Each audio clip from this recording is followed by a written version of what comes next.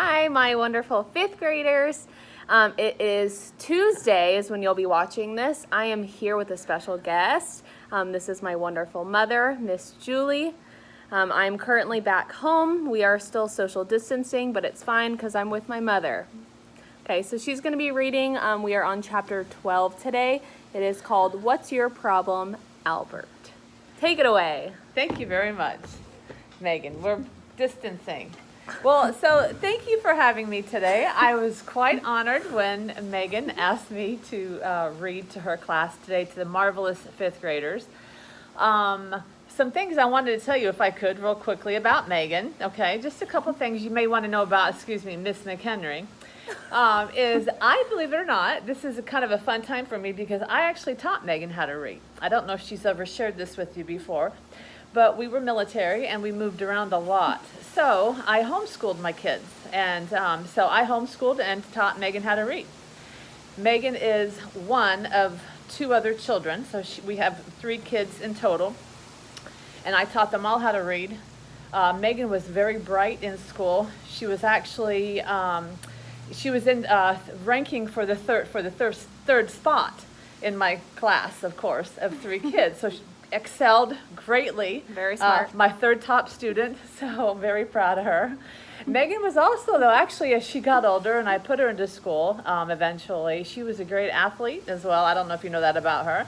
She was a starter on the volleyball team in high school, and she was our high school #1 pitcher. So if you ever get an opportunity and want to go out and play some softball with Miss McHenry, They've seen me play football and basketball. They know I'm very talented. okay, extremely.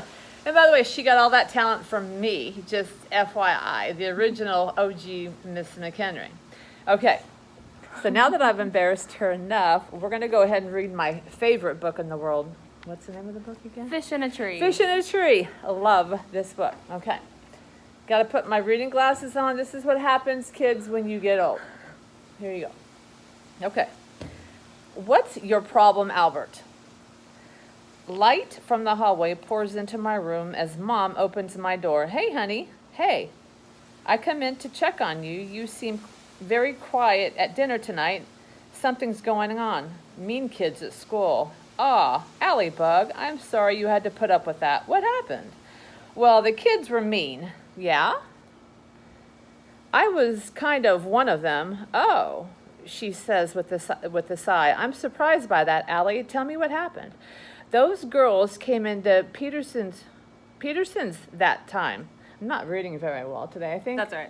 I think I'm learning to familiarize myself with the book. Okay. She's camera shy. And I am camera shy, not really. Okay.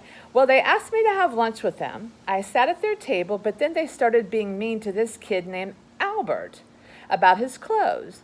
I look up into her eyes, and I went along with it. I feel bad about it. My mom brushes my forehead with her fingertips. Well, you're not a little girl anymore, Allie, so it's not too soon to decide what kind of person you want to be.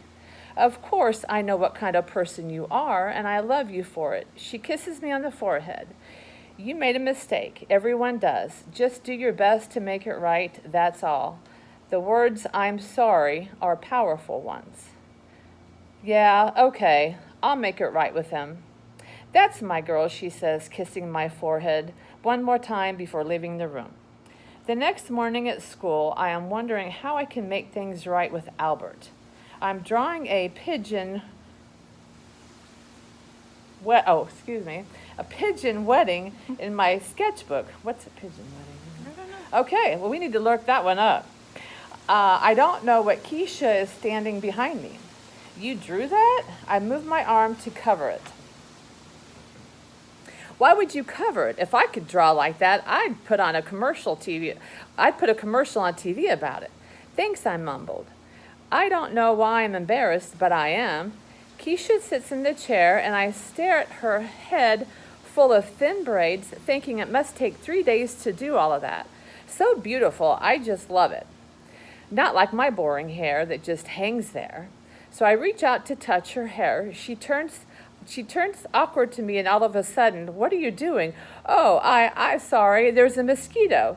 Sometimes I can't believe the things that I do. It's like my arm has its own brain. Uh-huh, Keisha says. Just then Albert walks in, and he looks upset. I want to be able to tell my mom that I made things right with him, so I go over. Albert, are you okay? I ask, wondering if he'll tell me to strap myself to a rocket and light the fuse. I have a problem. I'm sorry about the cafeteria thing, I blurted out. His eyebrows rise. That didn't bother me. No need to apologize. It didn't bother you at all to have a table full of people making fun of you? You're kidding. Why would I be kidding?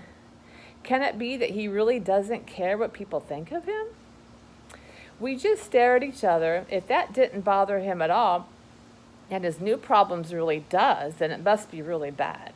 Maybe it has to do something with the bruises he has all the times. Can I help? I ask. No offense, but I don't really think so. Okay, I mumble. It's just a problem that I can't get out of my head. I feel like I won't be able to relax until I find an answer. Do you want to talk about it? I know sometimes when I have a problem, I talk it out with my brother or my mom. Even if I don't find an answer, I feel better anyway. Well, I wait. I've just been wondering, if an insect is flying inside of a moving train car, is it traveling faster than the train itself? And if the insect flies the opposite direction of the train is moving in, is it then traveling more slowly than the train? Obviously, if the fly is on the wall, it is moving at the same speed as long as it isn't walking, but the movement within the movement is a puzzle to me. Oh. He turns to me a little intense. You can see the problem here. He doesn't ask, he tells. I don't know if he doesn't really think I can help. Who knows? If I could possibly figure out the science part of what he's talking about. But my mind shows me that insect in the train car. It's a dragonfly with brilliant greenish blue wings and tiny goggles over its eyes. The car is old and dark wood walls and dark green curtains, just like Grandpa's westerns. And all the people have old-fashioned clothes. I see them like they're with me now. Some of the men are sleeping. One is waving the dragonfly off of his newspaper, not even noticing its tiny goggles. Ladies with the most beautiful dresses sit there too.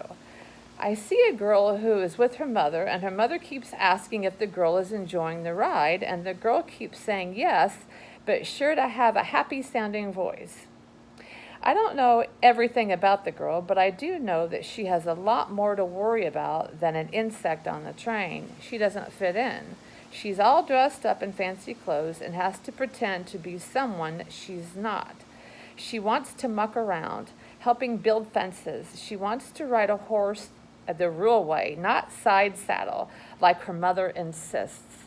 When I come back from the Mind movie, Albert has already walked away.